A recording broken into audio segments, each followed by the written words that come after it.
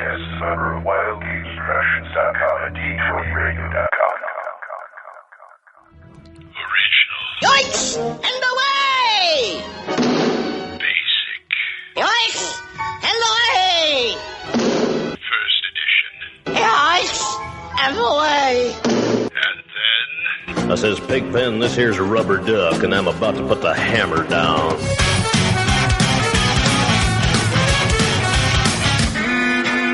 Welcome to THACO, the best damn AD&D 2nd edition podcast ever.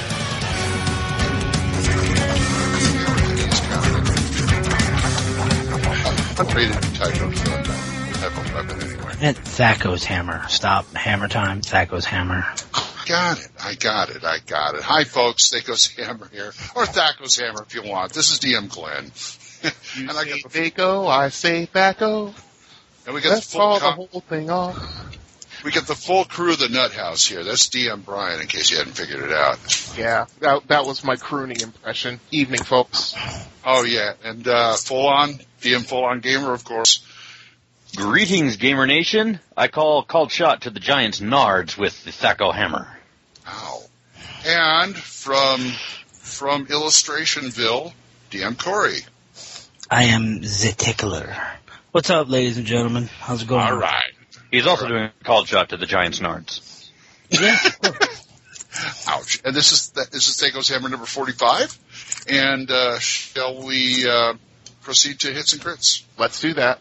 What are you doing tonight? I don't know. What are you doing tonight? The burlesque, Louie's Paradise, miserable and lonely and stupid. What am I, crazy or something? I got something good here. What am I hanging around with you guys for? Hits and crits. Hits and crits. Well, you know, these guys haven't been around for a while, so, hey, Corey, what you been doing gaming-wise, or anything else for that matter? Let's see. Been doing a whole lot of illustrations. Been getting paid to do some interior illustrations for people's modules and their custom-made adventures that they're working on. A bunch of the guys from OSR Gaming or from Dragon's Foot or from the other places been hitting me up, asking me for work. In other words, Thorky.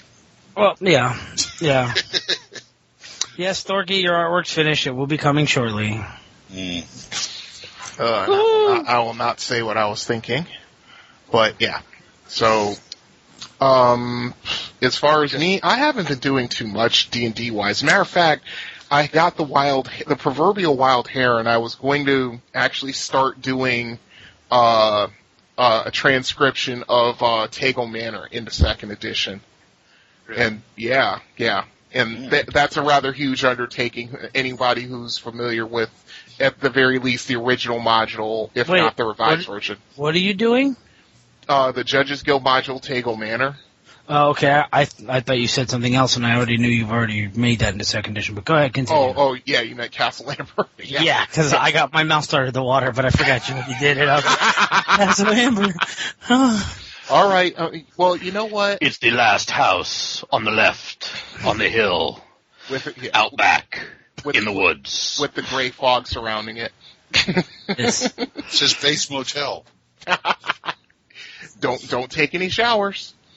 But anyway, but yeah, I mean, I just started doing that, and I'm going to put that in my Mystara campaign, and we'll see where it goes. Speaking of the Mystara campaign real quick, at some point we will be getting the AP podcast rolling again, correct? Yes, we will. Okay. So I'm just making sure of that because I'm actually considering throwing you guys into Castle Amber. Again? No, that was Crispy's. Yeah, that was Crispy's game. Mine's just a little bit different. Just a little. Anyway. But that's... Yeah, we have killer clowns in mind, yes. From outer space. Yes. It is not rocks fall, everybody dies. It is Walsconter's fall, everybody dies. Yeah, pretty much. Yep. But yeah, that's pretty much what's been going on with me. How about you, Fullon? What's up? Oh, I've been doing army things. I've been doing the Old Republic things. I've been massing massive amounts of both, and tomorrow I get to do Body Armor Walk the LARP, also known as PT for 9 miles with my crew. Oh boy. So how's that Old Republic thing going? Good. 3.1 is officially out and in people's hands. The ability for people to play for free until level 15 is out, so go ahead and invite a friend. There are a bunch of perks out there for people That's who your want cue, to join in. That's your cue, Corey. I know. Full on. Yes. After this show, I got a game you might want to check out.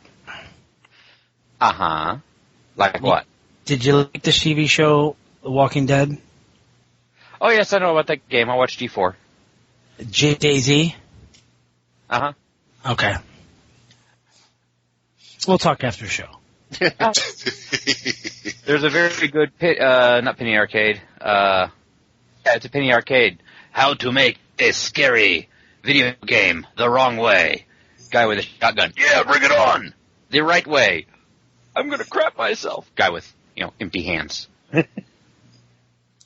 My God. Same How did you get up? Jeez. Well, what have I been doing? I've actually done some gaming. Like I said, we went out to the woods and I played Champions with my grandson. Already talked about that. My regular Saturday basic game is going well. We just finished the Quest of the Silver Sword. Mm-hmm. And now, I don't know where he's throwing us, but I think it entails taking care of some undead. That's not a bad thing. No, not at all. Had a very much fun AP Marvel Superheroes Advanced game Saturday with Vince running. I got to play Bloodfoot, which is fun, and Crispy was in there as Spider-Man. And basically we had to rescue Hawkeye from the Avengers Quinjet, which crashed into the lake in Central Park. And he was unconscious. So you had Crispy playing a smart-alecked, motor-mouth, diarrhea of the brain superhero who says whatever's on his mind to make a joke. So there wasn't much role-playing going on. Is that what you're saying? Oh. Well, we got Mr. Fear turned into a cat, and I basically uppercutted Mr. Hyde to La La Land and damn near killed him. Then I went up 50 feet, turned into adamantium, and did a cannonball on the Quinjet to get out Hawkeye. Fun times were had by all. God bless those power stunts. God bless those power stunts. And you can hear it all on the actual, if you go to OSR Gaming, you can hear it all on the Actual Play podcast. Just look for Stanley Presents the Marvel Superheroes Power Hour, Action Hour. Stanley Presents Marvel Action Power Hour. Oh my God. With Shazam. Sorry. that goes way back. That goes way back. You're pre-50s, dude. No. There was, you remember that High School of Superheroes cartoon they did for a little while? Yeah. Or whatever it's called. Yeah, with Captain California with the Mega Gleam. Uh-huh. But they would do like 2 episodes of that, then they put an episode of Shazam on the end of it. just to make it more palatable because it was so silly. It was basically like Archie meets the New Mutants or something like that. Yeah. Oh, and his next after we do the Marvel stuff, his next system he wants to run is the Angel system. Really? Yeah. And then he's threatening to go to DC Heroes, which I wouldn't mind at all, really. Wow. See if he likes human-occupied landfill. Yeah. Oh, and I sent a couple of game books to Corey. So, that's what I've been doing. Mm-hmm. And now... Without further ado... we have emails, don't we? Yes, we do. Okay, we got one by James Hickman. Hello. And he says, "Hi, guys." In relation to Tracy? No, unfortunately not, I don't think. I think he'd love to claim that, but he hasn't. He said, "Hi, guys. Got to say I'm enjoying the podcast and wanted your opinion on the Mud Sorcerer's Tomb. My DM just... Funny you should mention that. Yeah, funny you should mention that, yeah. But my DM just got done running us through it and said he had enjoyed it and he would enjoy it and we would as well. And we wanted to hear what your thoughts were and hoping to give my DM, Brad, a shout out for being a great DM introducing me to the game. Thanks again for a great show." Funny you should mention that. Thank you for the email, Mr. Hickman. Thank you, and we would like to say something on this, but unfortunately, next show we're doing a review of it. Yes. Splatbook 46 is a review of Mud Sorcerer's Tomb, so So we read your email on episode 45. Listen for the response on episode 46. Yes. Exactly, which should be out probably, I'd say, a week from now, maybe? Yeah, something like that. Mm-hmm. And if you're not nice to us, it'll be 2 weeks. Exactly. No, I wouldn't do that. What else we got? Okay, we have another email from Lon Varnador, our favorite Harry Potter-ish named person. He says, I've been listening to some of the back issues of the podcast, and I was hoping to hear you guys answer my question I sent. He said I heard Corey talking about not allowing use of monstrous races from the Humanoids Handbook as characters. We did talk about that kind of in 44 a little bit also. I finished up a 2E salt box, which is a C version of a sandbox. I like that. I like what you did there. I see what you did there. Yeah. He said using mostly the Humanoids Handbook, and I agree with him fully now. Would any of the hosts use it, or do you still use it for PCs? Another comment on Splatbook 39, I'm sorry if this runs long, about the Tiefling. I had another campaign, the one I talked about with the Monk Paladin. There was a Cleric Bard who was a Tiefling that he helped tear the game apart, mostly because two of the players hated each other, yet a bit of it was the Tiefling had Charm Person ability, which I think helped bring down the game. Yeah, no kidding. Having seen the way Tieflings are, I might have to put them on the same list as all those from the Humanoid Handbook. Thanks for the podcast. I love them all. You are all doing a great service. Carry on. I'm going to draw a picture of a Kender crucified right next to a Tiefling crucified, and they're going to be looking at each other, and Tiefling's going to say, you were in Corey's campaign, weren't you? And you say, yep. Mm-hmm. I got comments on these, but I'll let you guys go ahead and talk. Okay. I really don't have much to say on any of them. Well, I would have to say, as far as the Tiefling goes, it isn't so much the Tiefling racial abilities, racial types, racial compatriots, whatever. It's how someone chooses to play it. If they want to play it like a plainer Kender, you're going to piss people off. Yeah, I agree 100%. It doesn't, to me, it doesn't matter, what they're playing. It's more that they're looking to screw with the other players or get the party as a whole in trouble, and then if you call them on it, I'm just playing my character. No, you're not. I can do that with a human paladin. Exactly. Yeah, but it's a 2E podcast, man. All the paladins are human. Yeah, whatever. Yeah. My biggest comment is it goes along with the analogy that when you see somebody who goes, I don't want to be the leader, I don't want to be president, or I don't want to be the king, and the wise man next to him goes, and that's exactly why you deserve to be. It's the people who come into a new game and they're like, dude, I totally want to play the weirdest freaking character I can. Give me the plainer handbook. Oh, these are awesome. I'm playing Tiefling. Those are the people who should not play them. It's the guy like full on when I go full on play a Tiefling and he's like, okay. Sure. That's the guy who's going to play it correct. The one who's going to do it reluctantly, you mean? Yeah, the guy who's not doing it specifically for the skills, for the sets, because the people that see that and go, it's the same thing as, I hate using categories or titles, but it's the power gamers. This guy's got X number of cool abilities, I want to play it. And because I have these cool abilities, it makes me better than a human fighter. So I'm totally going to, My cover is intact. What?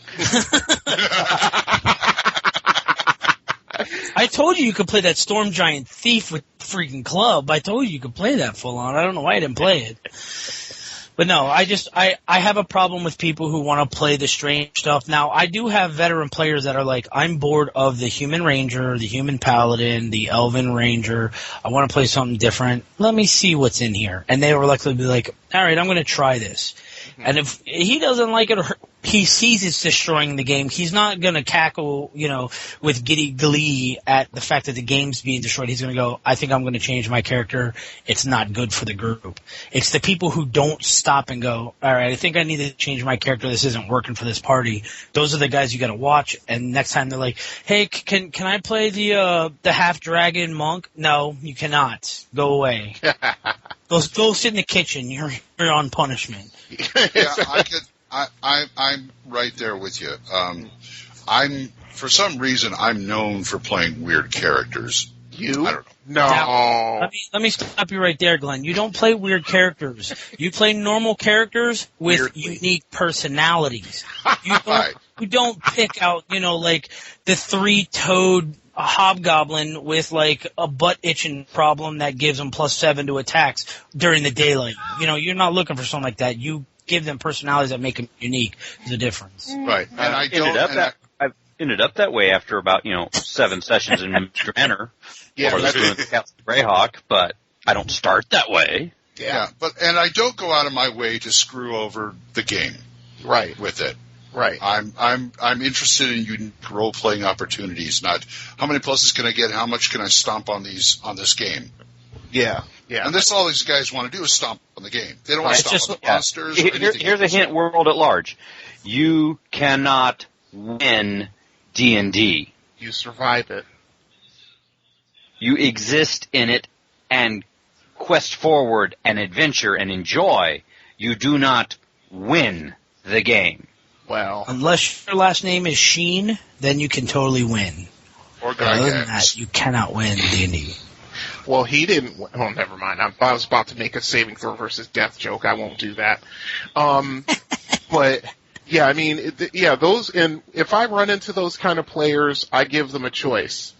The last time I ran into one, just as a quick example, was my roommate and I were playing in a game, and we wanted other players, so we went to our friendly local gaming store and put something up on the corkboard. And this one guy answered, and he seemed to be a decent guy, so we brought him over one night, and we were doing that. He brings out this half-dragon character that he had. Oh. And yeah, no, you know what? I didn't have a problem with the half-dragon part. It was the fact that, this character was loaded down with a ton of stuff. And this was also right around where the Council of Worms set came out. Or actually, of course. Not the set, but when they took the set and condensed it down to a splat book. And I was like, okay, you want to play a half-dragon? All right, this is what's going to happen. And I went through the list in the book, and I said, you can keep that, you can't have this, you can have that, you can't have this, and this is how it's going to be as DM. Either you abide by this, or you just sit there under my direct supervision and roll up a new character, 3d6.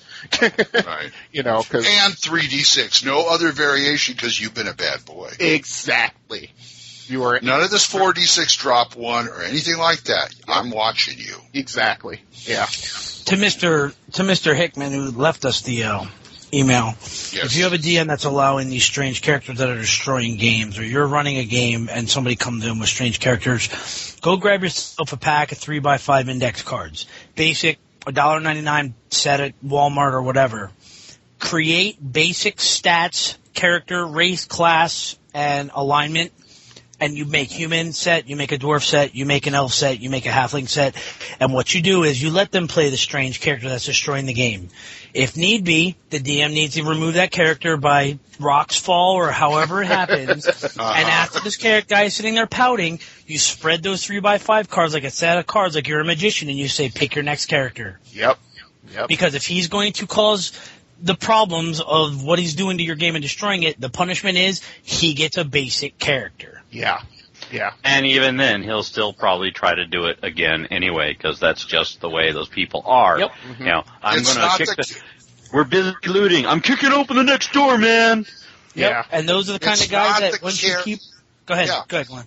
I'm saying it's not the character that is broken, it's the player. Yeah. Correct. Yes. Because certain types of players, they think they have to do all these different things, power game, cheat, be a dink, in character to get everybody in trouble or killed in order to either win the game or draw attention to themselves. And I don't tolerate either one as a DM. I just don't.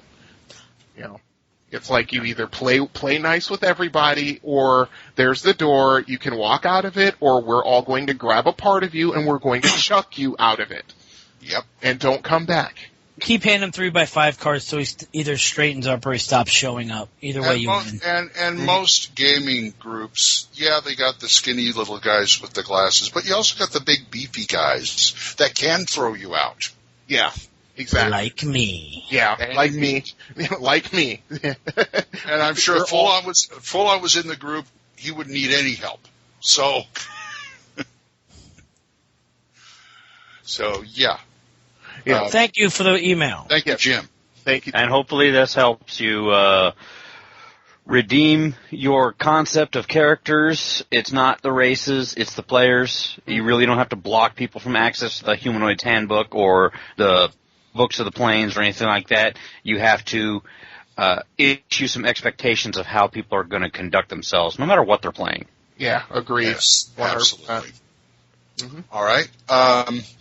I think that's it for the emails. Okay, I'll save this email for our next. Two. One of them was just a mention for something we're mentioning again. One more.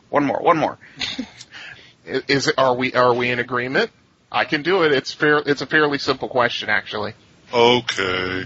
Okay. Have you forgot on THACO's Hammer there are no simple questions. Just very complicated answers. Yes. Jane, the question's going to be a milk run. All right. There are no silly questions. Only saving throws for stupid questions. Rocks fall, then you die. Okay, this is from Ben Whitmire. Hi, Ben. Okay, he says, "Hi guys, I just wanted to send an email and say your show is great. I've been playing 2nd edition since I was 12, and listening to you guys is great since you seem to know more than me." Well, you know. Four brains make one. Yeah, exactly. Yeah. I say again, yes, my cover is intact. He says, "I run an AD&D program at my local library for teens." Wow. The info and advice I get from you guys helps a lot. It keeps the kids on their toes because after every episode I have new ways for them and me to look at different things in the books. I do have a question. Because they're young, ages between 13 and 18, and they don't have a lot of experience playing AD&D, they don't always know what to do in certain circumstances. I don't feel that I should tell them everything that their character can do because it might ruin things if I always step in. Very true. Plus, I don't know if they will learn if they don't figure it out on their own. Yeah, that's true too. Any advice you could give would be great. Thanks, DM Ben. P.S. Keep up the great work. Thank you, Ben. I will give you one piece of advice for those kids that works in 99.9% of the situations. Run. Not always. Wait, you forgot the guarantee for survivability. First, step 1, drop candy. Step 2, run. That's true. That would make for an interesting. Drop the rations and go. Hey, I don't have to run faster than the dire Vorpal bear. I just have to run faster than you. Yep. Yes. Yep. I think one of the things you could do is the first, say, 2 or 3 sessions, do it sort of like a New Mutants X-Men thing. Create this academy or club or whatever you want to call it, but make it for novice adventurers, and where they have mentors of higher level, like the X-Men with the New Mutants, who can give them advice on, what to do here, or what spell to cast there, or that kind of thing, and give them a simulated, adventure to run on. It's not deadly. Right. They'll just get knocked unconscious at the end if they quote unquote die, but at least they'll have a good idea of what to do when they're out in the wild. Now, of course, once they get out in the wild, all bets are off. And we joke about, DMs always saying, are you sure you want to do that? And then the players screw it up and let the chips fall where they may. But that question is made for players like that. Yeah. The neophytes. Mm-hmm. Are you sure you want to do that? And any smart kid out there, and there's a lot of smart kids out there, will pick up on that. Yeah. One of the things that's going to benefit, I believe, because I'm going to come from the other side of the coin. I say throw them in the deep end, let them discover things and suffer the consequences thereof. But you can still make it a learning experience without making it an illusion and a simulation that there's no real penalties at the end. No, let them suffer great and horrible pain if they fail. Well, no. I'm not saying. But I'm not saying they should do a simulation. I'm just saying you add that phrase in there, even in the reality. Anyway, go ahead. Sorry. But you go with they call it learner-centered questions. Not so much, are you sure you want to do that? But you can phrase your questions in a way that lead them towards the answers you're looking for. That Once still again, give them what they want in the way of choices. Once again, I'm on the side of the boat with full on. I agree. Okay. You can say things like, "Hey, the raiders who have slaughtered this herd of sheep and this sheep herder here, there are tracks that go off into the tree line. How are you going to look for them, or what would you want to do to follow those tracks?" Mm-hmm. No, that's actually pretty decent. I mean, at least to me, you have to remember that we're dealing with teenagers, modern day teenagers, not like when we were teenagers back in the 70s. I was a DM because I was playing when I was 8. Right. Well, that's my point. This was to us. We didn't have all of these distractions, these other distractions, where it's like, if you go that way with your players, with your young players, they can easily lose interest. You got to keep that in mind, at least in the beginning. I mean, when they get a few sessions under their belt, it's sort of like, okay, guys, training wheels are off. You guys got, think and act as a team, and if you screw up, you can easily get killed. But at the same time, you give them at least a couple of sessions to kind of get used to that kind of concept, because you got to remember that things are a lot different now. God, I hate saying it because I feel so damn old when I say it. When I was their age. Yeah. It still works, and again, you make it a building block experience. You make it so that you learn the big concepts and focus down towards the details later. That's why they built adventures like the classic B1.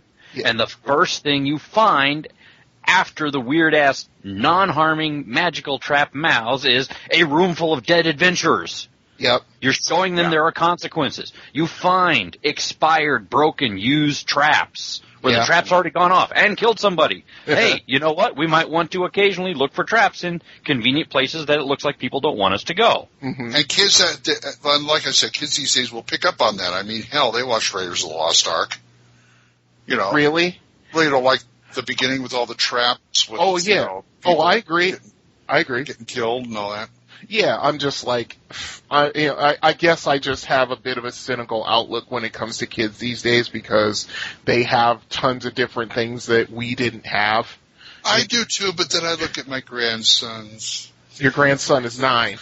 Yeah, but our toys were metal and they hurt when you threw them. They weren't made of plastic. Hey, you can throw in a couple of different things too, like steal shamelessly from concepts like Tomb Raider. Like some Tomb Raider Legends where you're walking around with this PDA that talks to you and gives you guidance and little hints. Okay, you can do the same thing with, here is your wizard's familiar who's going to ride along on your mentor's wizard familiar is going to ride along and be his eyes while you go out and go gather him some material components from this dangerous place that he's too busy, obviously, to go into himself. And he'll make comments every now and then or contribute information bits if it doesn't look like they're catching on, but he won't be there forever. And of course, rocks can always fall, and the cat can eat the bird. And even if the character has something like just a pet dog that goes around with him. Mm-hmm. You remember Lassie? Dogs can tell when there's something wrong. What's the dog? Genius level intelligence. Yeah. Well, even a regular mutt will okay, he doesn't want to go in there. He's scared. Okay, something's in there. Or he sees like the ghosts that you don't. All of a sudden, the hair stands on his head. Yeah. Or as you stand there in the middle of the hallway arguing back and forth with each other, the dog is getting excited, bouncing up and down, putting his paws on people and barking because all the rest of you are excited. He's making a lot of noise. Yeah. Then there's that. Exactly. This isn't like you saying, by the way, you guys are making lots of noise. I'm going to roll some Wandering Monster checks. Meanwhile, dice roll behind the screen. Yeah, exactly. Dice roll, players die, yeah. Yeah, pretty much. Well, who's that again? Who sent that in? That was Ben Whitmire. Ben. Okay, thank you for the email, Ben. I hope that helps you out. Mm-hmm. I'm all for kids learning the game, and, Yeah, the new generation has to come up and replace the old. Unfortunately, we all die, damn it. Yep. Well, And if you want to talk to a bunch of old guys who play this game, you can get us hold of us at thacoshammer@gmail.com. And we'll fill you whippersnappers' ears up with tales. Yeah, we took on the Tomb of Horrors. We were barely 10th level, and we survived. Why? Because we were smart. Not like you worthless little punks. Anyway. No. Yeah. Yeah, okay. Let's go on to people skills. Yeah. The face is familiar. It's mine. And so it is. Oh, yes, of course. It stands out a mile, doesn't it? He's so common. A little lady comes in here and starts throwing her butt around. What is that supposed to do? All right, forget I said anything. Maybe I will. Well, that's pretty good. But don't tell me you weren't looking at it. Well, that's not half bad. She's giving it right back to you. People skills. People skills. Oh, boy. The Elven Blade Singer. The swishiest of the swishy pokes. Where do we begin? All right. How about the complete Book of Elves? Yes, that's exactly where we should begin. Okay, and that is on page. You don't know? I don't know. I don't have it in front of me. Oh, I've got it. Page 88 of the Complete Elves Handbook. Complete Book of Elves, excuse me. Complete Book of Elves. Okay. Sounds good. This guy he's the complete package. Yeah, kind of, sort of. And he's also I've heard, he's got a rep. The character kit has got a rep. It's got a real bad rep. It is the reason people hate the splat books. Yeah, that is true. Yes. It's one of the reasons people hate the splat books. I'd say that's number one on the list, to be honest. It was the first reason to hate the splat books. That is true. That is true. It is the very first reason of people hating splat books.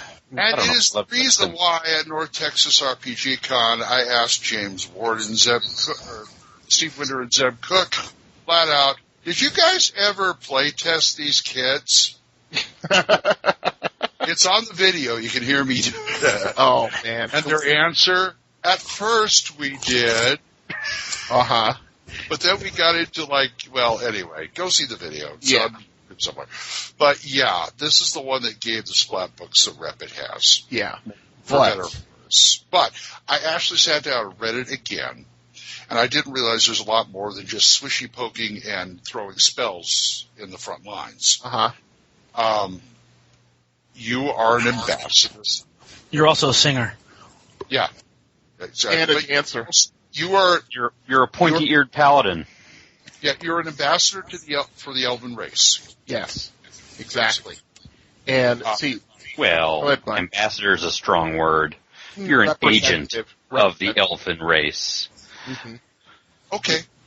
Either way. Corrosive, covert, blatant agent. Well, it does say that Hunter with pointy ears. They do say it's acting as both diplomats and one elf army, so yeah, it's help an elf in trouble, make sure they're not in trouble, kill the enemies of elves, blah blah blah blah blah blah blah. Advance the cause of Elvendon somehow at all times. All right, he's an evangelist for elves. How about that? We're here, we're Fae, get used to it. Wow. Okay. But the thing is that people come down so hard on this kit because they see all of the advantages in the kit. The fact that they get Blade Song, that they have all of these bonus non-weapon proficiencies, blind fighting and dancing, and then the recommended ones supplement that. Now. Okay, well, let's break it down here. Okay, let's do that. I mean, okay, it says his role is, like we were talking about, is out to promote elvenkind. Yep, exactly. Okay. That cannot be understated enough, as we will get into. Go ahead.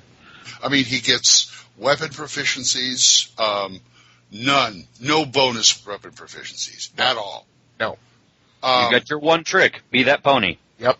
One weapon style for use in combat and spells, two-handed style for use when the chips are down. Yep. The spells run out. Yep. Yeah, and non-proficient two-handed use because there are they learn no two-handed fighting styles. Right. They're just hanging on to that single-handed sword for dear life. Yeah, exactly. Your secondary skills, hunter, trader, barter, trapper, furrier, you sounded like a ranger there already. Yeah, kind of. You get blind fighting and dancing, which, all the power gamers are yeah. I don't know if power gamers getting excited for dancing, but blind fighting, yes, I see that. Yeah. Yeah. Etiquette. There's an ambassadorial skill right there. Juggling, singing, tumbling, weaponsmithing. You're trying to get into the bard range. A little bit. See, as far as in my opinion, a diplomat and ambassador are two different things. Diplomats, like you say, they're out to promote the Elvenkind. If this was more of an ambassador, a quiet road guy who's there to promote Elvenkind peacefully, he has things like heraldry, local history, et cetera, but these... Heraldry's recommended. Yeah, after blind fighting. You see blind fighting and your eyes stop. Actually, it's just blind fighting and dancing. Yeah. No, I don't see heraldry. No, but heraldry would work. Sorry, wrong page. Okay. Oops. That'll be another episode.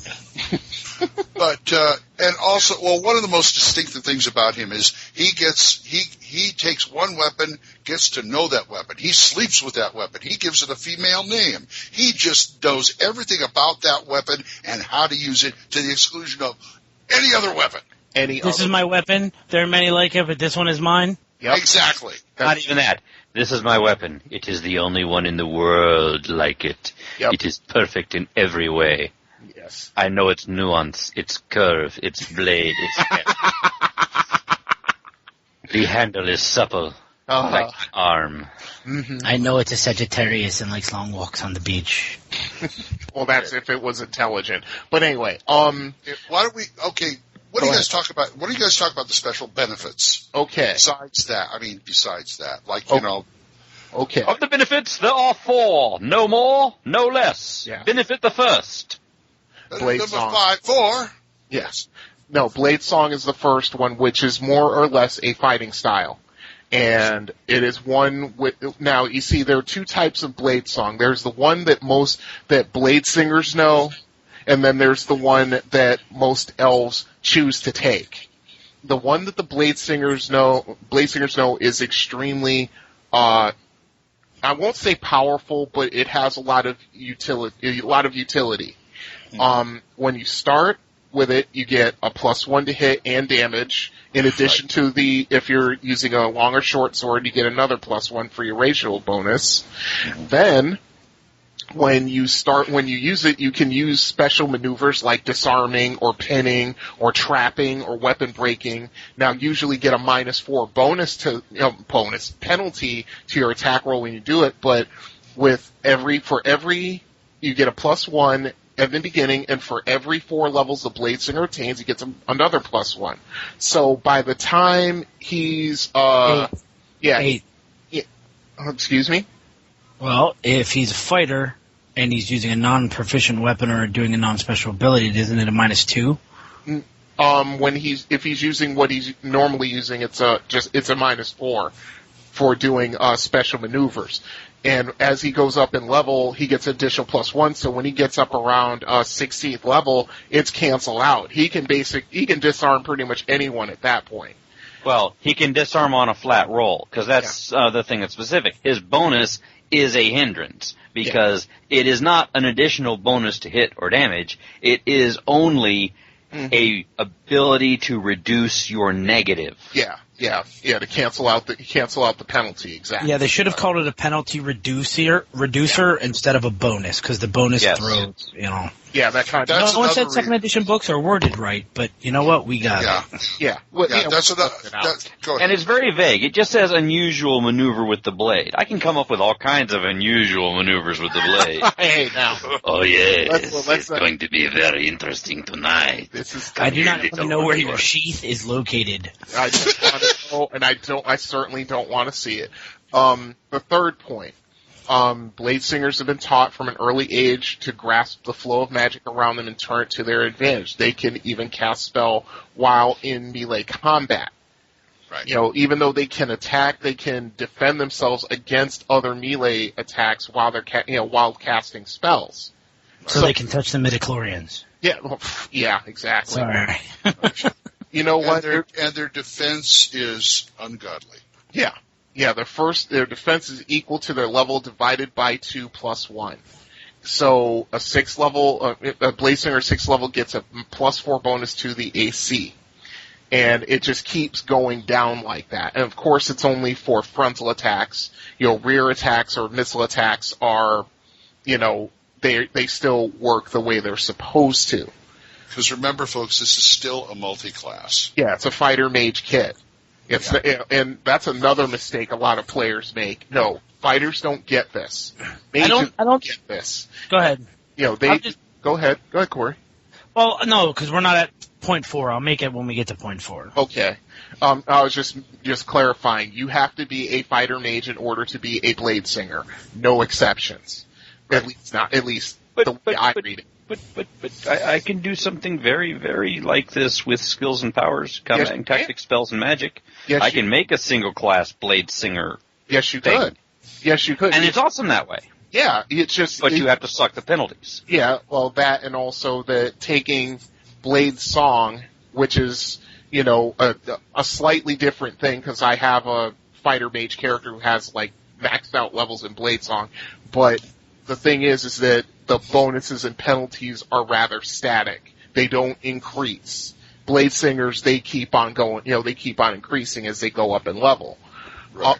Okay. And besides, for as much as people poo-poo the Blade Singer and he casts spells while he's fighting, why do you think such an idea made it into, let's see, skills and powers, combat tactics, 3.5, 3.0, 3.5, Pathfinder, and every iteration therefore forwards, because people want to be able to engage and be Gandalf and not just, I'm the guy in the corner with the green hat, what do I pull out of there? Exactly, be Presto.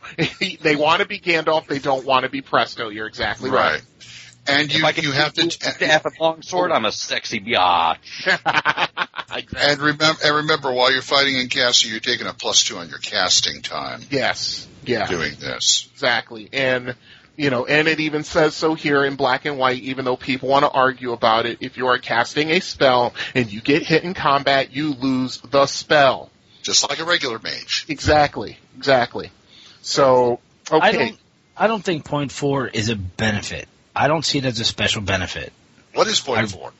Point 4 says the training's hard enough that only a 3rd level Blade Singer can begin to teach the rudiments of the Blade Song to someone else. Mm-hmm. If another elf, because of the last sentence, Blade Singers charge a high price for sharing their skills. Yeah. So the benefit is I know something that can make me a lot of money if I find another elf that doesn't want to be a mage or a ranger or a thief and wants to be a Blade Singer. Mm-hmm. Okay. Yeah, you see, that's level or higher. That's a DM thing. Yeah, that's a DM thing saying if the player character wants to be a Blade Singer, he has to go find somebody to teach him, or even learn Blade Song. Dude, be a Blade Singer. No, I'm a thief. Dude, be a Blade Singer. No, I'm a mage. Dude, be a Blade Singer. I'm a cleric. Come on, man, be a Blade Singer. Be a Come on, man, you have the money. I can hear it now. Yeah. And now the flip side. Yes. Yeah. Yeah. These are hard. Yeah. See, the problem is also when the reason why this kit gets so much negative press, so to speak, is that the DM or the DM that was the DM who's running the group didn't enforce the hindrances. Right. I've said it 1,000 times before, but the hindrances are almost crippling for this kit. Almost. Unless, of course, you're in that group, like from our email, where the person is going to play, I'm a douche! Yeah, because you can be a person who advances the cause of elfishness in all ways at all times, and be an extreme douche about it, which is why people hate Blade Singers. Yeah, exactly. It turns like they hate paladins. Yes, it turns into an elven paladin at that point. Exactly. And the thing is that this hindrance, it says basically to offset their abilities, they must suffer some severe penalties. Not only must they attempt to advance the cause of elfendom somehow at all times, they must also lend aid to any elf in need. Unless the elf is proven to be an enemy of the elven way of life, the Blade Singer must sacrifice life and limb to save that elf's life. Right. Those two hindrances almost make it worse to play a Blade Singer than to play a Paladin. Almost. I mean, it's right there. It's like one and one egg. A clever DM could use that to his advantage to literally split the party in half. Agreed. And the thing is that somebody's stealing cattle from a town, and they don't know who's doing it, but the carcasses are ending up in the woods. They find out that there's a bunch of elves in the woods that are starving and being pushed out by logging. Now you have the human fighter and the dwarf on one side, and you have the elf on the other side who's like a blade singer, and he's like, "Sorry guys, I can't do nothing about it." Oh no, dark fantasy comes into my game. Oh no. Well, it's one of those things where the player would have to think of a way to save the elves from getting slaughtered, but also to the satisfaction where everybody isn't trying to kill each other. That's the thing. Blame it on the orcs. Yeah, blame it on the orcs, exactly. Yeah. Okay. What's the down thing about his weapon? Okay, the next one is once they devote themselves to a chosen weapon, they can never learn another one ever. I mean, I'm not saying that they can't use it, but they'll have that -2 penalty that all fighters get from using a weapon they're not proficient in. It's sort of Kensai-ish, to use another class from Oriental Adventures. Once you can't even Sword Saint.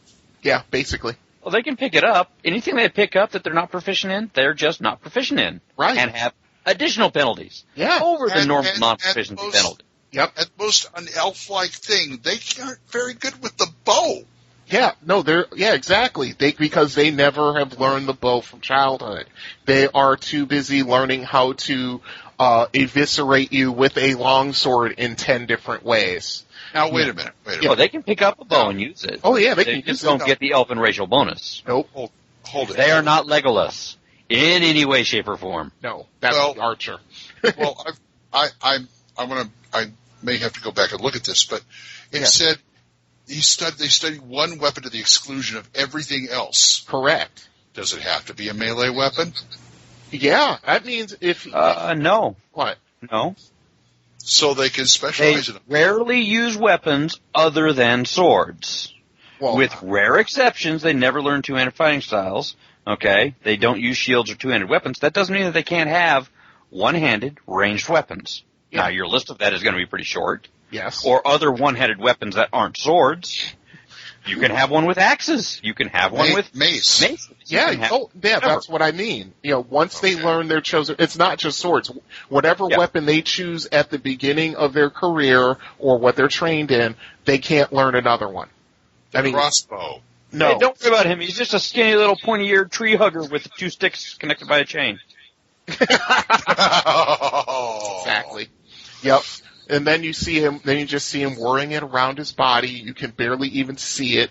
And then, you laying on the ground because he went upside your head with it.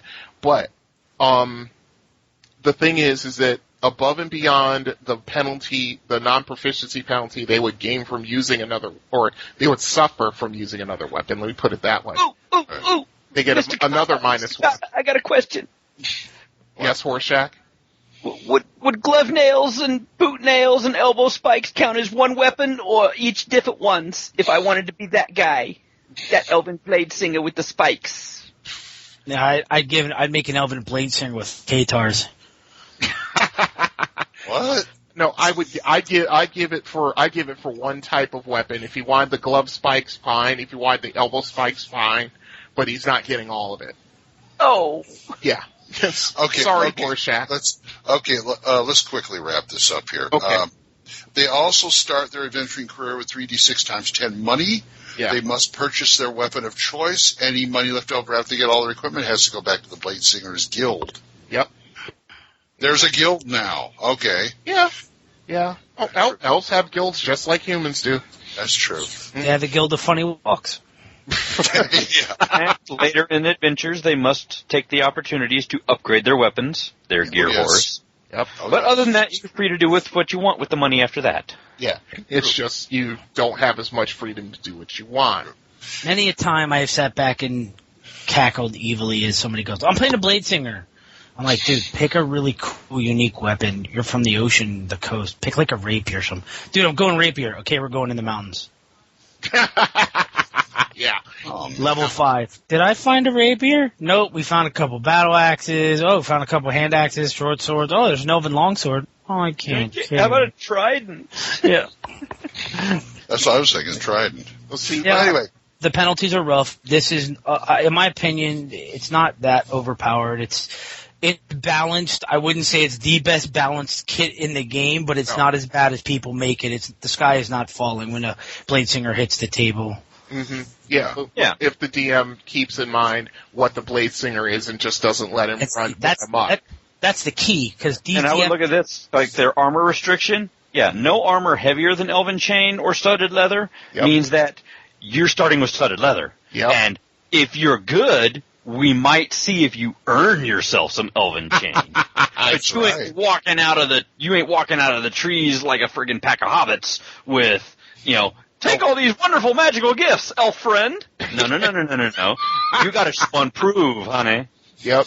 Yeah, gotta show and prove. Exactly. Well, that's pretty much the Bladesinger on our end. If you got anything to say about it, THACOSAMR@gmail.com, or what's the number?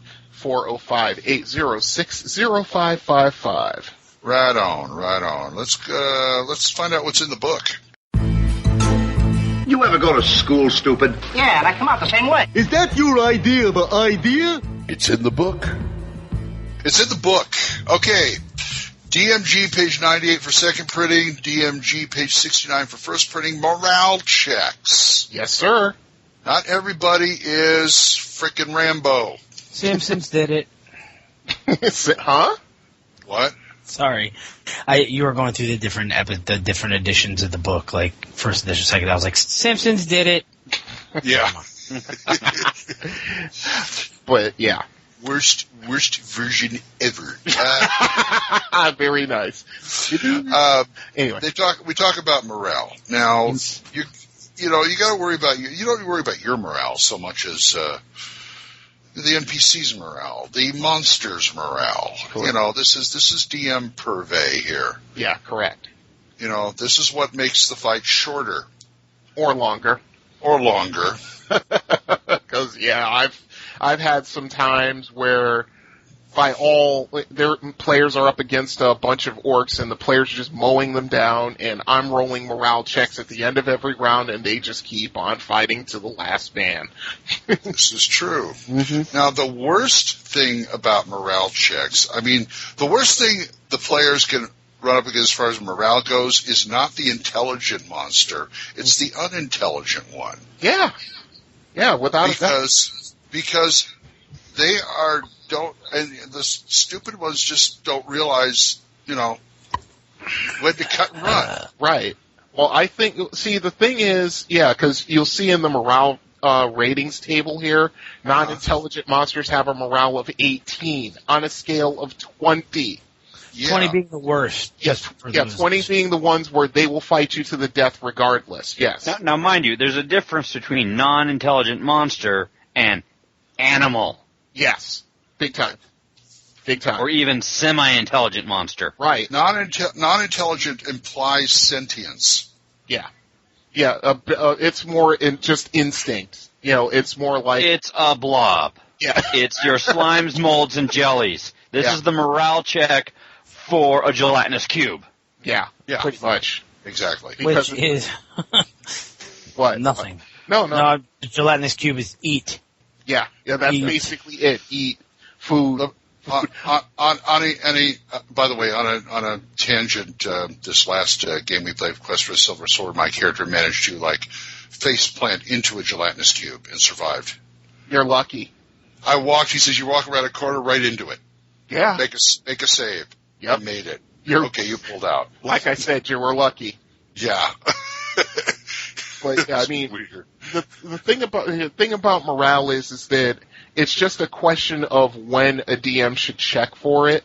Mm-hmm. Because every monster in D&D, and I'm finding this out from doing my monster stat blocks thing. Every monster has a morale rating. Almost all of them do, and usually the more powerful ones have higher morale. you'll see, as you see in the chart, the higher the intelligence from monsters and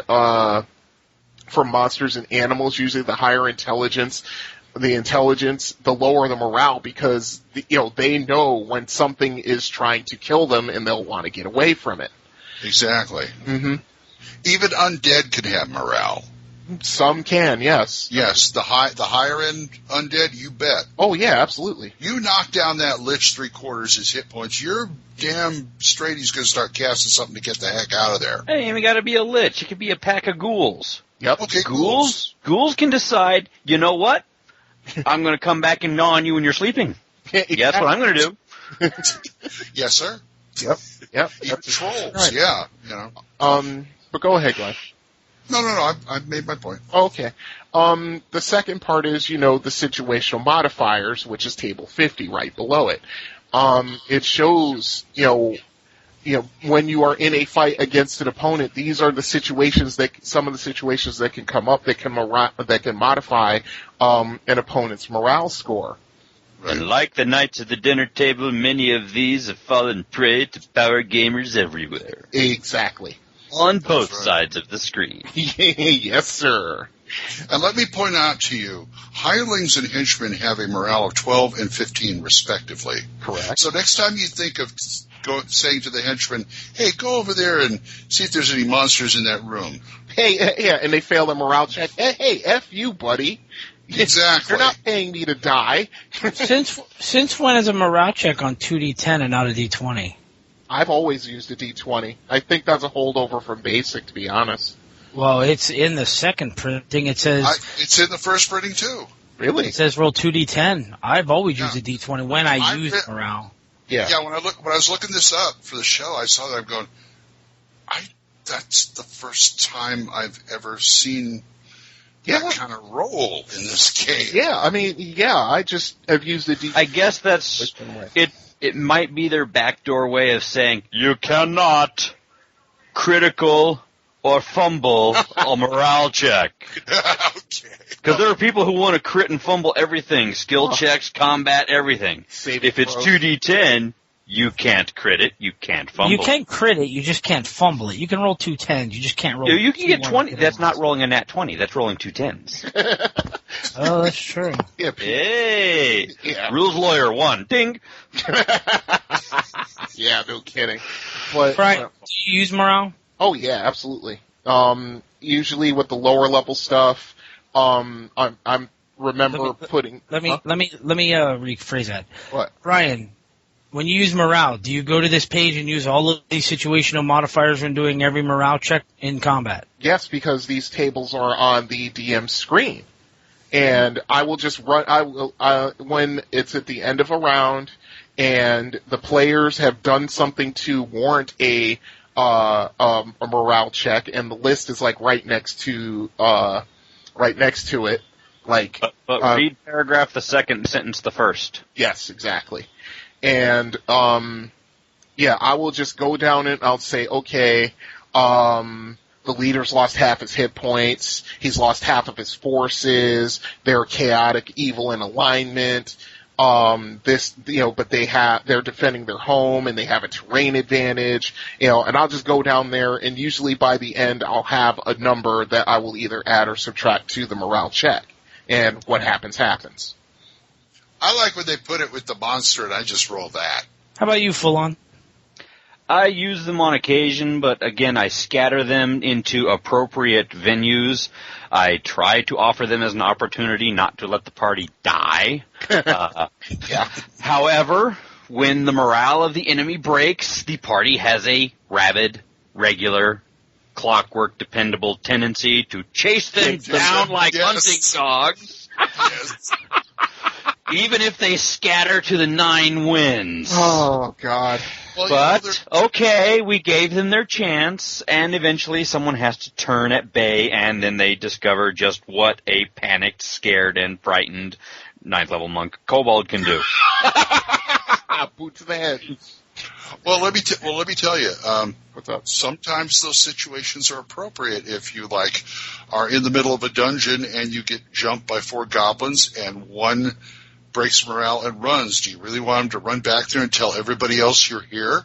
That's exactly the reason why I stopped doing modifiers and morale for the combats, because I tried using this back in the day, and it came up, and I wasn't using it for every combat. It's just, I'd be like, okay, so the remaining 3 orcs run. The next words out of the group's mouths in unison, run them down and kill them all. Yep. And it was like, what's the point? You guys are going to run. I'm like, I get a strike on him when he withdraws, right? Yeah. Yep. That's exactly what it turns into. At that point, I was like, my new thing now is I take the morale of the creature, I divide the number that's their base morale in half, and on that round is when I roll morale. Okay. Fair enough. Okay, because that's just, to me, that's not, it's smart player, because you don't want, one orc running away turns into 10 orcs running down the hall towards you. Yeah, that's true. Their morale is a 12. So on round 6 rounds, 6 minutes of fighting, I think the average thing would, after about 6 minutes of fighting and seeing damage being done, it would be like, okay, now it's time to go. But, if you kill it in the first 6 rounds, I don't have to roll morale. Right. Now, if you have intelligent creatures, their morale rolls are going to change when they start seeing the tides of war turn. But to me, morale that second line is true. It slows everything down for me. Yeah. And it also is something that has to be metered and controlled, especially when it comes to the intelligent monsters or intelligent enemies in general, when they decide, hey, you know what? Dropping weapons, throwing hands up, looking at the paladin, saying, okay, what you going to do about this, bud? Yeah, yep. that was going to be my point, Falon. You beat me to it. Just because a monster fails a morale check doesn't mean that they just run away from you. That means that they will just drop. Sometimes they will just drop their weapons and surrender. Point taken. Fill their pants, drop their weapons. Yeah. You can have them turn into a shark feeding frenzy and turn on each other, and just go berserker until everything around them is dead, and then they run or get killed.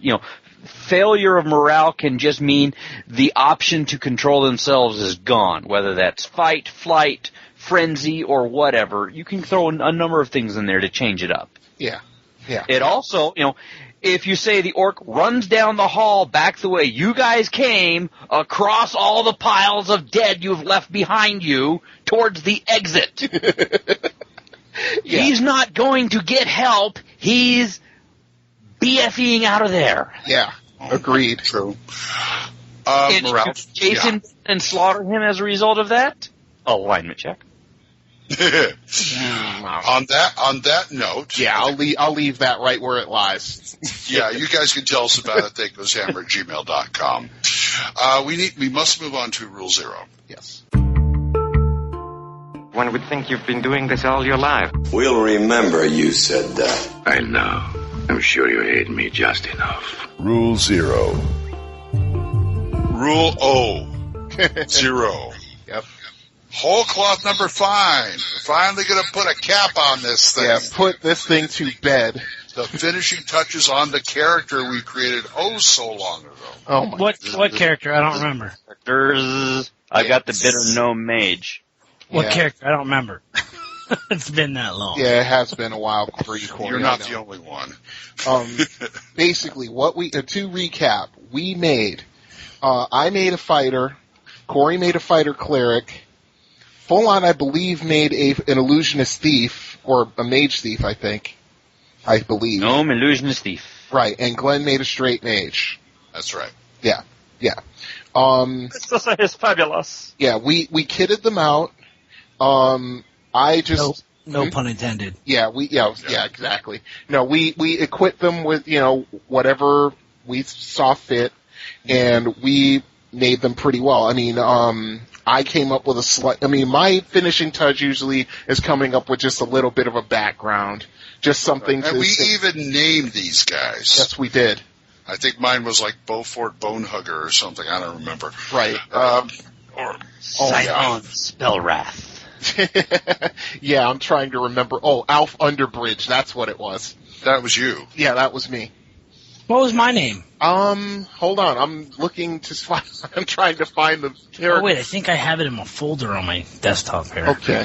All right. I have my riding war dog, my Rottweiler, Crunchwan. Let me go get my Trapper Keeper, okay?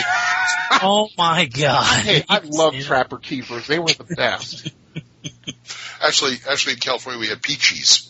Is that what they were called? Yeah, ours were Peachies. Wow. Different company, I think. Oh, yeah, now I gotta do a little search. Hold on. Now, yeah, I don't have mine. Yeah, because I've got... Yeah, there's Off Underbridge, that's right. I found him. 6'8", 236. He's a pro wrestler, for God's sake. Let's see. He's a cleric. Hey, how you doing? I'm gonna be your secretary. No, wait. Will I go through your pockets? Martial artist. Say what? I thought I was making a martial artist. That's for my AP game. Oh, that's the only one I remember. I'm sorry. Oh, okay. Yeah. You ended up making a fighter cleric. I've got notes here. I just don't have the names. But yeah, that's okay. Yeah. I'll be Bob. Okay. I'll spell mine backwards. Right. I mean, the only thing, like I said. Wow. Do it Hackmaster style. B-A-W-B. Bob. Bob. Yeah. Bob. I'm Bob. Yeah. Same Weave. Yeah, his twin brother Weave, exactly. Never mind, I'm not going there. Whoa, yeah, don't do that one. I know where you were going. I almost did it. I did it just in time. But, yeah, I mean... You pulled out just in time, yeah. Whoa, PG-33, come on now. I'm not Catholic. Anyway, moving right along. I'm not Greek. Come on, go. Oh, hey. Oh! Direct your emails to... Yes! All hate mail goes to Catholic priest Glenn Hallstrom at THACO. But anyway, I was just saying, just to kind of put a pin in this and kind of just put it to bed after over a year of trying to do it. Like I said, what I usually do in the end, once he's got his stats, he's got his equipment and everything else, just give a little bit of background for the DM to kind of, play with a little bit. So what are you going to put in the end? I just said, ran away from home. His father was a cleric of law. My character's catted good, so yeah, him and his father were always at odds and things like that. And just, he was originally going to be a priest in the church, but his nature just wouldn't allow it, so, he just went and learned how to fight and joined a caravan, and just became a caravan guard for a little while until he decided to go out on his own. Sounds good. Hold on. Oh, well, Simon Spellrath is, of course, a short guy, and he's bitter about it. He's violently bitter about it, and has sought power and riches with which to compensate for his shortness and all the crap he suffered through life as a result of it. So you could basically take, You can basically take that guy from Goodfellas who, hey, I don't know who else you're talking to, but hey, what is it? Are you trying to, he's going to be a Joe Pesci. He's going to be a Joe Pesci mage. He's going to be a Joe Pesci mage who's got a Rottweiler in his back pocket. He's going to sick on you. Sounds good. How about Corey?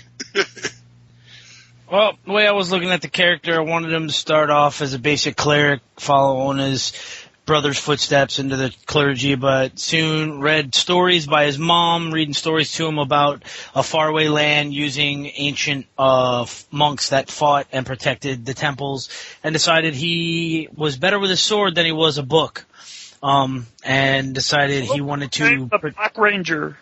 And he wanted to essentially be a battle priest and essentially a Western version of a Sohi, which is those that protect the temple. Yep.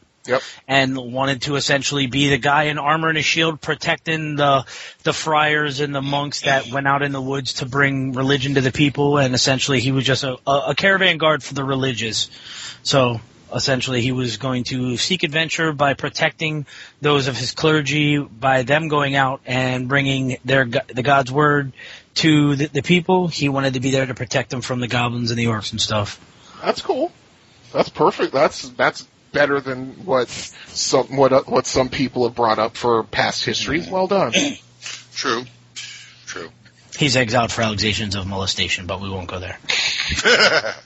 What was his color preference? Black, blue, green, red, yellow, or pink? Didn't matter as long as at the end it was black and blue. He was a summer. Wow. Oh boy. Okay. Or girl. Yeah, something like that.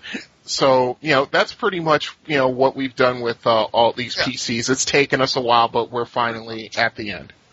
Yes. So that's the end. Mm-hmm. And I didn't say a damn thing. Yeah, I noticed you did.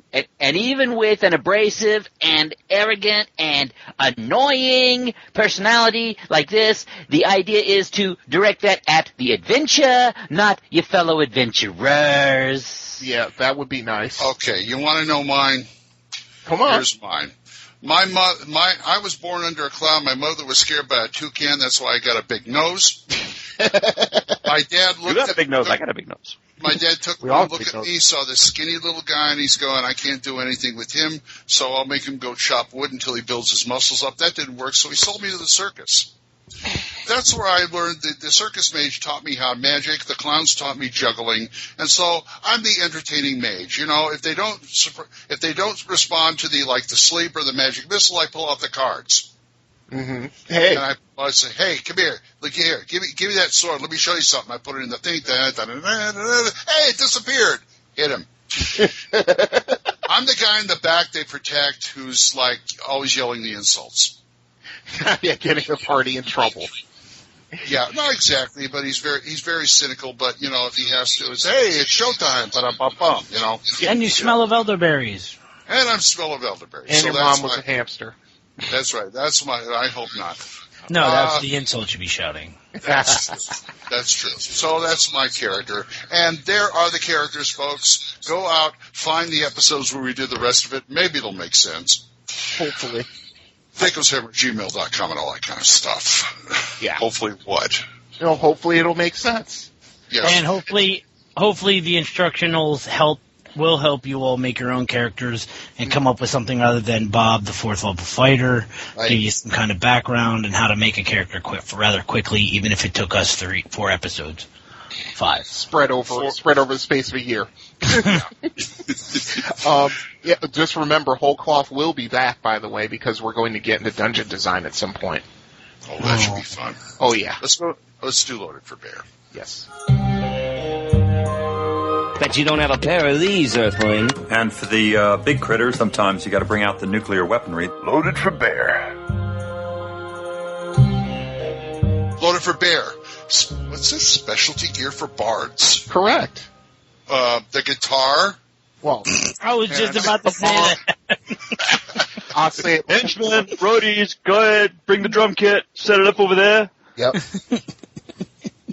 This is an autographed loot by Jimmy Page. That the roadies don't mind. Yeah. But the thing is, with bards, they do have, aside from their musical instrument, they do have some gear that is more special, not even so specialized towards them, but gear they should have. Every bard should have at least, any respectable bard should have the craft instrument spell, so you don't have to carry their instrument around all the time. True. The second thing, if you are carrying an instrument, say like a guitar, have a flute. Just have a flute in your backpack, just in case your guitar gets broken. Carrying a lot of pens, God, what am I thinking? Parchment and inks and quills and things like that to write new prose and new lyrics and things like that. I know you guys don't want to use black powder, but I keep thinking of that movie, The Fastest Guitar in the West, where Roy Orbison had a guitar that shot bullets. Oh yeah, or like Desperado for that matter. Yeah, how about a mandolin that shoots arrows? Or I'll go even farther. How about 6-string samurai? Oh, that'll work. Great indie film. That's a bard. Yeah. Or those 2 assassins from not Shaolin Soccer, the other one, Kung Fu Hustle. Oh yeah, the guys playing the freaking harps, the lay down, sit down harps, cast spells out of it. Yeah, Yeah, but that's bards at the high end doing the throwdown. At the low end, you need makeup, you need costumes. Yeah, that would be black and white makeup, lots of metal and black costumes with the 6-foot riser spiked platform heels. Now wait a minute. All the bards aren't Kiss, okay? Hey. Wow, yeah, I should have got on it. And here's the thing, I dare you, I know it's out there, and I've seen it. What? There are Kiss stats for bards. I have no doubt of that. Could be worse, it could be ICP. Then there's that. And I'm ready to look multi-class half-elves. Multi-class half-elf bard barbarians. Yeah, those aren't henchmen, they're juggalos. But anyway. All right, I'm logging off now. But anyway, but there are certain things like I said. You'll find them in like the Complete Bard's Handbook. Bard's Handbook, Aurora's has a wonderful section on bard stuff. Yes. And bards overlap with thieves, so don't forget that too. Yeah, don't forget your lockpicks. That's for sure. Housebreaker's harness. Yeah. Up in black. No, you see, we use that when we go up into the rigging when we put on the play. It's totally legal. Yeah. And firecrackers and pyrotechnics and things like that. Mm-hmm. Stuff to get the yokels going, Mm-hmm. Yeah, nothing like fireworks to get the local yokels. And if you have a couple free proficiencies, animal handling and a monkey with a cup. Oh boy! Send them into the crowd. And an organ. Yep. The grinder. Yeah. I was going to say alchemy and roofies, but okay. Alchemy brings up something else. A bard with an alchemy. Don't they have a non-weapon proficiency for that? Alchemy, yes. Alchemy and herbalism and stuff like this. Get yourself a covered wagon. Like a gypsy wagon with a front that comes down, boom. Oh yeah, medicine, man, the show is great, man. But just here, lick these stamps first. Don't take the brown acid. No, I was thinking more like medicine show. Oh yeah, but for somebody who's a little less scrupulous, shall we say? Yeah, what was that movie? Medical aspects of brown mold. Who played the Joker that died recently? Cesar Romero. No. Oh. Heath Ledger. Heath Ledger. Oh, Heath Ledger. There was a movie that he was in that he died in, and it was something really weird, like Dr. Parnassus. Yeah, that's what you're reminding me of when you're talking about like a moving stage. The wagon just picks up and moves. Yeah, I could just see a bard doing that. Imaginarium of Dr. Parnassus. That's right. Yeah, that's a bard right there if I've ever seen him. Yep. But he could, since he does low-level magic, he can even run around with a mage. Yeah. Mage and alchemist who makes the stuff up and helps out with the, magic missile in the air or dancing lights and stuff. And by the way, we have this elixir right here. Sure thing, Yeah. Yeah, just looking to fleece people, yes. Yeah, keeps the demons away. Go watch the Inspector General with Danny Kaye. Yakov's elixir. Yep. We're selling a rare 12 bottles of Ogre Mad Guy repellent. Go watch Pete's Dragon. Oh, yeah, that too. Yeah, forgot about that. Yeah, I've been thinking it was like some guy they got this moth-eaten beholder costume that the assistant puts on. What this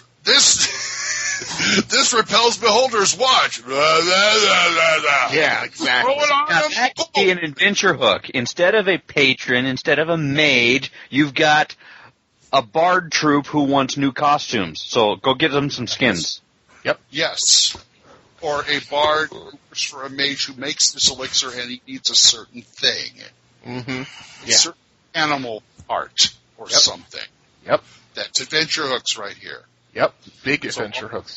Just don't ask him why his gloves always look like they're on backwards. Even better, you could have the character, the bard player with his group going to town, and they essentially string the bard up before he even does anything. Then the group finds out that there was already a troop through here that fleeced them all, and the adventurers are hired to go get their money back from the troop that just left. Yeah, or we lynch you too. Exactly. Hey, Well, it works for Cyberpunk when you're going to have, Trauma Incorporated against REO Meatwagon. You can do the same thing.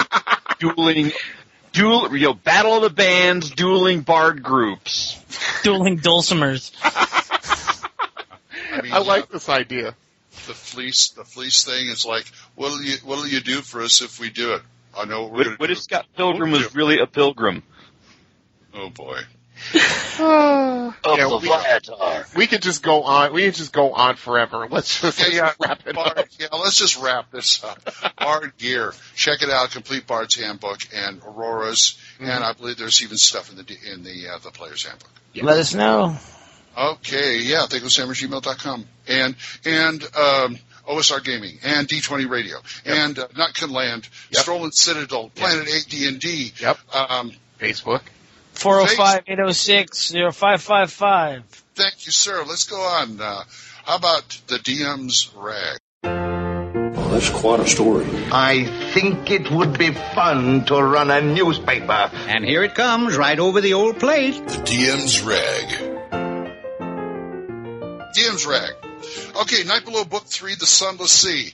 This is where it all comes down, folks. This is the big throwdown of Night Below. Yes, big time. Big time. The only book I have yet to go through completely. Oh, really? Forget that. Actually, same here. My group got into book 3, but we had to not finish it. That's true. I mean, every story I've heard about Night Below, they get through book 1 fine. Most of them get through book 2, but as soon as they start getting into book 3, that's where things just completely either fall apart or the party doesn't want to do it anymore. Yep. It had nothing to do with either of those. It was all third-party influences that tore our group apart and deployed everybody. Really? Yes. We want to continue, and we were on our way to continue, and we just were not able to continue. Let's go with that. Why is that? What makes this part of the adventure different from the other two? Well, I think it's sort of I hate to put it this way, but it's sort of what I like to call Underdark syndrome, is that you've been doing this for at least, I want to say, on an average 10 to 20 sessions at the very least. Okay. And, you're up against, you're just running up against things that can kill you very easily if you don't do things just so. And perhaps I think the players might get a little tired of it, even though for me as a DM, I would be like, guys, you've gotten this far. I would seriously suggest that you finish this. But we can die. It's like, yeah, you can die. You can also die trying to leave the area too. Rocks can fall at any time. I mean, I won't beat them over the head like that, but at the same time, it's like you've come this far, finish what you start. Both times I've got to the Renegade Illithids, and both of my groups have shouted, "We want sunlight." And it's well, just that is one of the downsides. This is one of the things where Night Below is different. Yeah, I can't. It does not. It cannot be repeated enough. The things you encounter in Night Below, from book 1 to book last. Yeah. Every single thing you meet, you are not supposed to kill. Yeah, or try to kill. Yeah. There are things down here that will make you make moral choices. Yeah. It will make you decide you can live with yourself if. Yeah, if. You kill the 19 young Ixons. Yeah. Okay. Yeah, that's the other thing. Yeah, that's the other thing I think that where I think players get a little bit discouraged is now. I mean, the funny part is that from book 1 all the way to the end, you have moral choices to make. Yep. In book 3, you run into a party of 4 Tannerai, shape changed. You don't know what they are. Mm-hmm. All you know is that they're really hot females, and they're down here, and you're talking with them.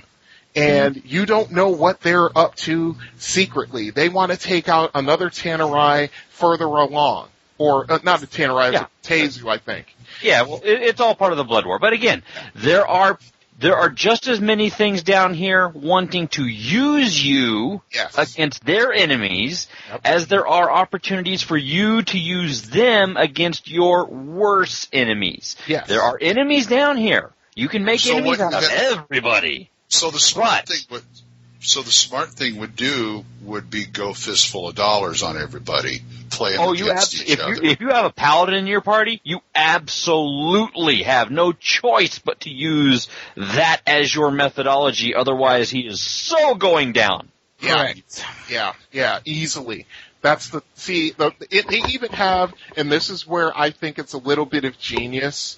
They have a little section about good aligned characters, lawful aligned characters, chaotic aligned characters, and paladins and priests about what their consequences should be. The DM should push on them for treating with evil powers in order to eradicate a greater evil. And trust me, it's a greater evil. Oh yeah. This is on the scope and scale of big crazy green dude in a brass city under the sea with tentacles on his face and wings on his back. Greater evil. Yes. Yeah. You mean the Great Shoggoth? Into. Yeah. I just look at the Great Shaboth or whatever it is, the end creature. It just looks like the Great Shoggoth to me. But that's the whole thing about this. Now it's like now your players should be, they say 10th to 12th or something like that. Not 10th to 12th, like 11th to 14th or something like that. Mm-hmm. And, if your players are smart and they try to glean every XP they can before they go down there, they should be somewhere around 13th to 15th. Easily. Yeah, they should be. Entering this book. Easily. Yes, going into this book, they should be at least 13th level. And as we know, for fighter characters, 13th level is the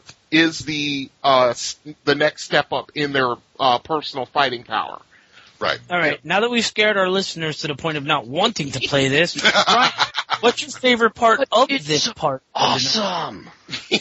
There are so many ways that you can do the things you never wanted to do. There are so many ways to take advantage of and deal with monsters in environments you weren't expecting. Yes, there are stereotypes and tropes here, but there are so many other things.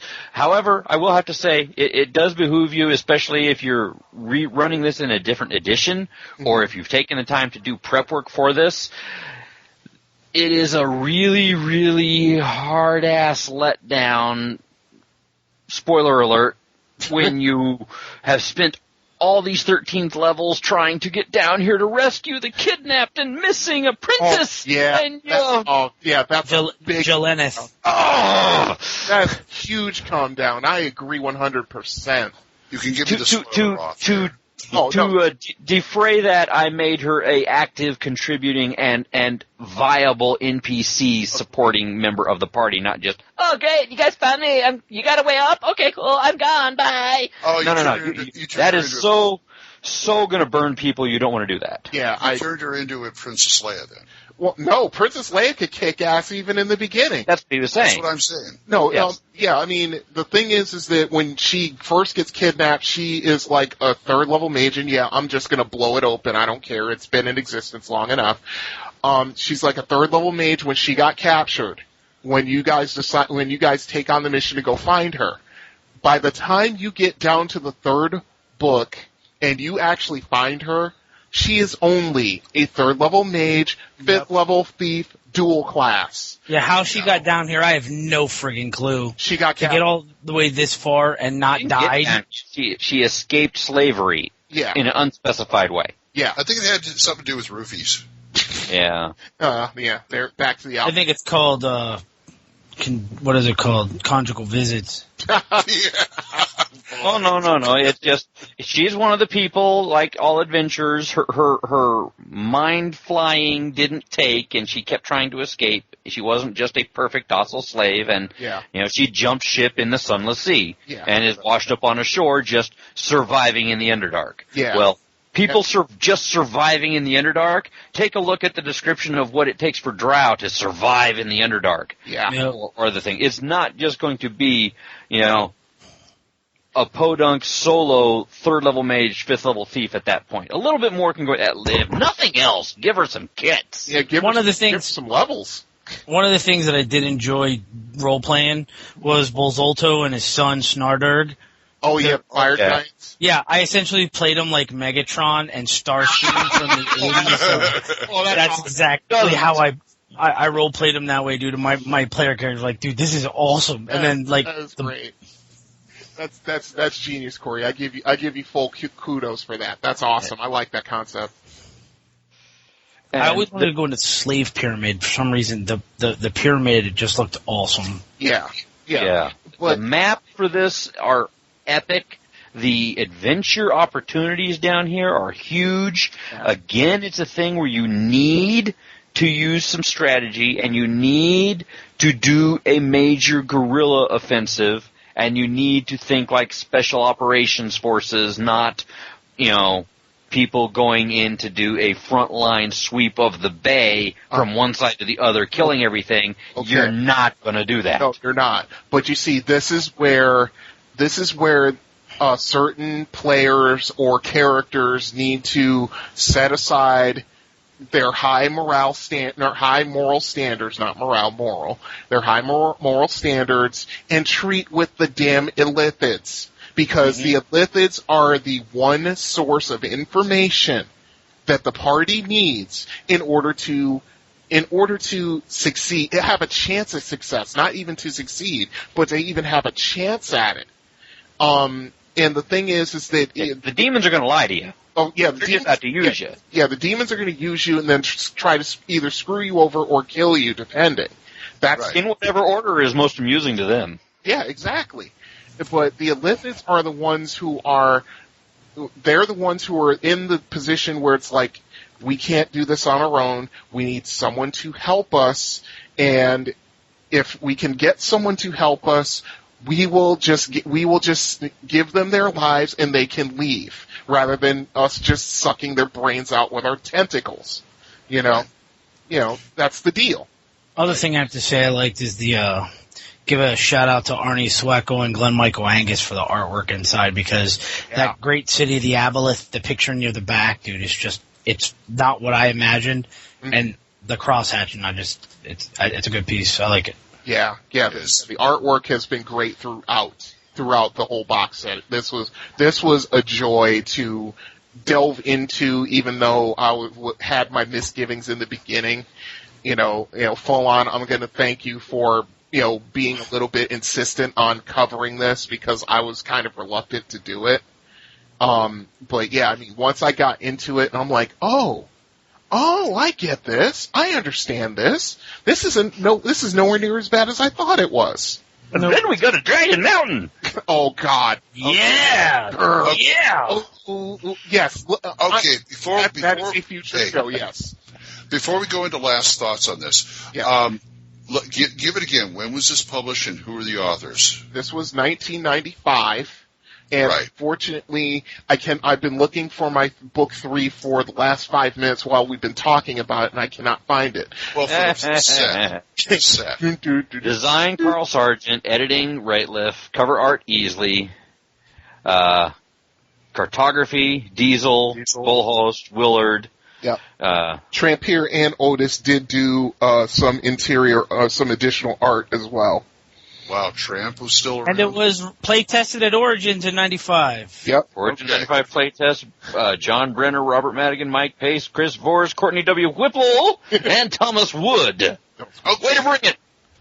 And again, this is very much something that has to be approached in the, last man standing, the fistful of dollars, the enemy of my enemy, my ally. All of that are things you need to tap your brain in sync with to understand how you're going to, A, survive this, and even triumph in it. At the end, yes. That was your last thought. Brian, last thoughts. Just as to follow up on Full On, this is one of those where, you just cannot go in gangbusters.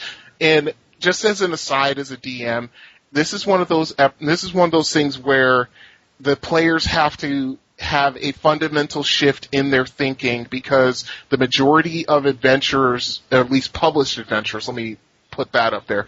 The published adventures are more like go in, kick ass, take stuff, be the hero. This one is go in, be smart, don't try to fight everything, gain allies, gain areas and methods of support, and then go and try and kick some ass with a bunch of stuff at your back. Right. Yeah. All right, Corey, final thoughts? Not a bad book. I don't have a problem with it, but I don't have a full opinion because I've never finished it. Okay. Reading it, it's great. It gives role playing the alternate option of just hack and slash, like everyone's saying. I'm gonna my thoughts are like everyone else's. You need to go into this with a different mindset other than playing. Gauntlet. Gauntlet. Thank you. I couldn't think of the game. Blue Wizard is about to die. It's not mindless. Throw weapons until you hit a 1. It's you got to sit. There's some role play here. Great role play opportunities. Artwork is great. I give it a 4 out of 5. Cool. Brian, what do you give it? I'll give it 4.5 out of 5. Fawn? 4 out of 5, and you can make it a 5 out of 5 if you add your own props and tweaks and expansions to it, and there are infinite ways to do that.